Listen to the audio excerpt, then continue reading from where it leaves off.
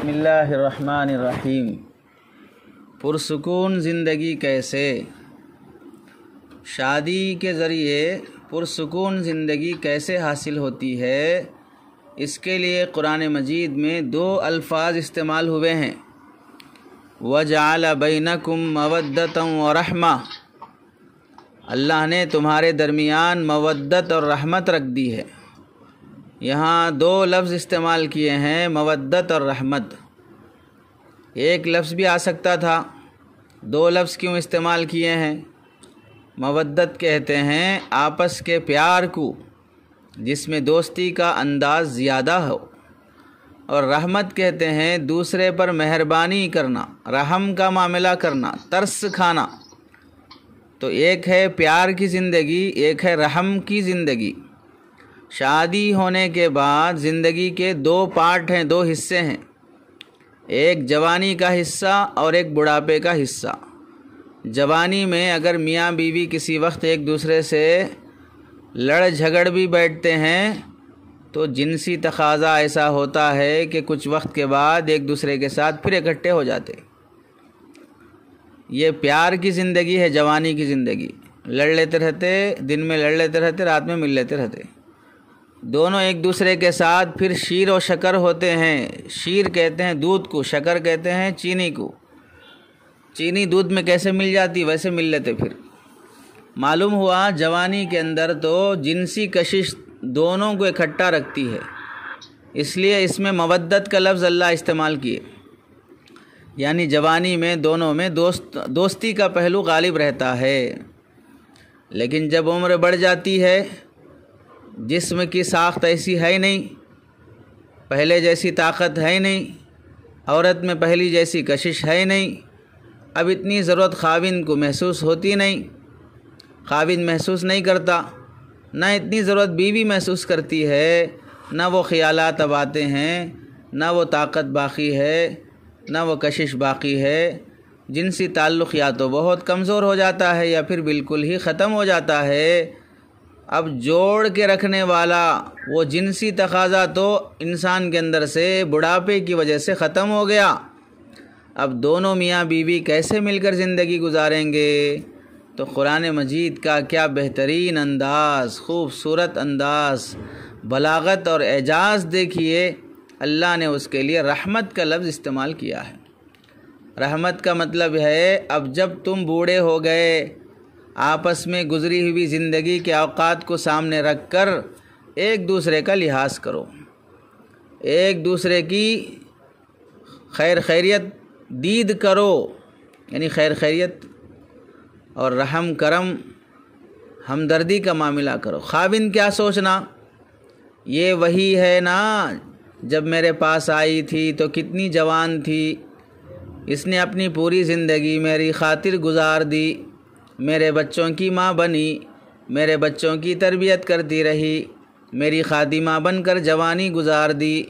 اب وہ بڑھاپے میں اگر بیمار بھی ہے، ہڈیوں کا ڈھانچہ بھی ہے، تو جیسی کیسی ہے، اب اس کا حق اتنا تو بنتا ہے کہ اب مجھے اس کو اپنے ساتھ رکھنا چاہیے، اب مجھے اس کو اپنے سے دور نہیں کرنا چاہیے۔ اتنے سالوں کی خدمت کے بدلے میں ایک چھوٹی موٹی بات کو برداشت نہیں کر سکتا۔ شوہر یہ خیال کرے جوانی میں جب آئی تھی تو کیسی خوبصورت تھی، کیسی بھاگ دوڑ کے کام کرتی تھی، بچوں کی تربیت کے لیے رات بھر جاگتی تھی، بیمار رہ کے بھی بچوں کا خیال رکھتی تھی، بھوکی رہ کے بھی خیال رکھتی تھی، میرے گھر کی صفائی، کپڑوں کی صفائی، برتن کی صفائی، گھر کا پکوان سب یہی سنبھالتی تھی۔ بچوں کی شادیوں میں آگے بڑھ کے کام کرنا، بچی شادی ہو کے جانے کے بعد پھر جب واپس میکے میں آتی ہے، اس کی ڈلیوری کے مسائل، نواسے اور نواسیوں کے مسائل، سب کتنا بیچاری جھیلی ہے، یہاں تک کہ بڑھاپا آ گیا۔ اب اس بڑھاپے میں اس کی جوانی کی خدمتوں کو یاد کر کے مجھے اس کے ساتھ ہمدردی سے، رحم سے، ترس سے، پیار محبت سے پیش آنا چاہیے۔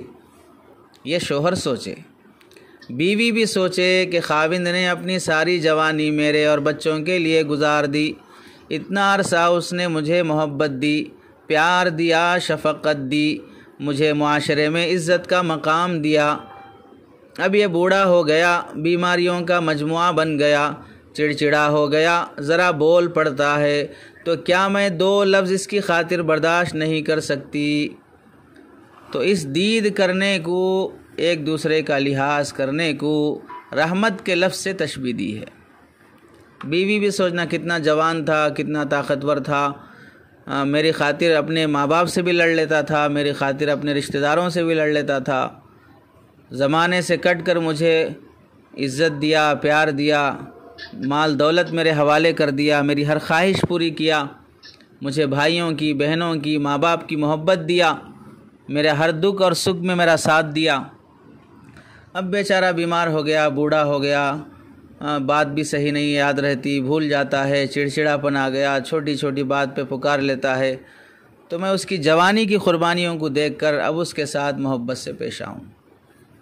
یہ بات جوانی میں سمجھ جانا، بڑھاپے میں نہیں سمجھ میں آتی یہ بات۔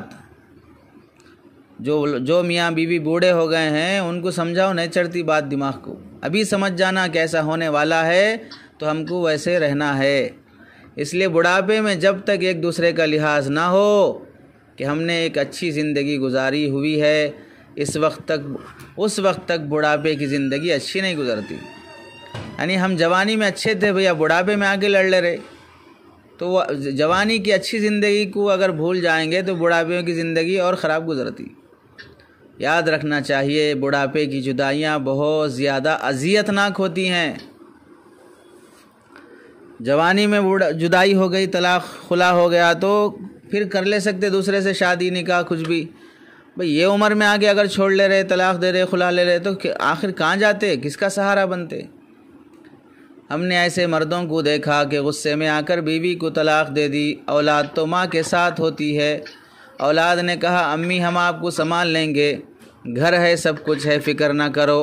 اب بوڑھا اکیلا زندگی گزار رہا ہے، در در کے دھکے کھاتا پھر رہا ہے۔